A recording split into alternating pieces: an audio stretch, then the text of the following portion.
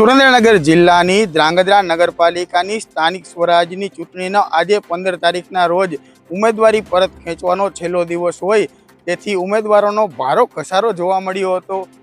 હાલ વાત કરવામાં આવે તો ધ્રાંગધ્રા નગરપાલિકામાં કોંગ્રેસ, ભાજપ અને આમ આદમી પાર્ટી એમ ત્રિપાખીયો જંગ જોવા મળી રહ્યો છે। ત્યારે આજે ઉમેદવારી પરત ખેંચવાનો છેલ્લો દિવસ હતો।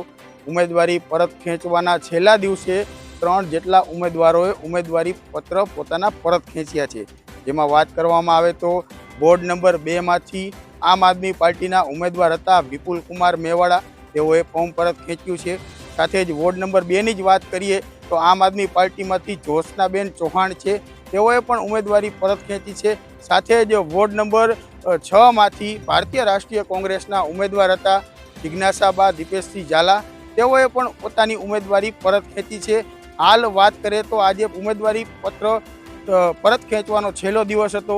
છેલ્લા દિવસે 3 જેટલા ઉમેદવારોએ ધ્રાંગધ્રા નગરપાલિકાના અલગ અલગ વોર્ડોમાંથી ઉમેદવારી પત્ર પરત ખેંચ્યા છે। કેમેરામેન ઇલિયાસ જરગેલા સાથે શાહરૂખ સિપાઈ, ઝાલાવાડ ન્યૂઝ એક્સપ્રેસ, ધ્રાંગધ્રા।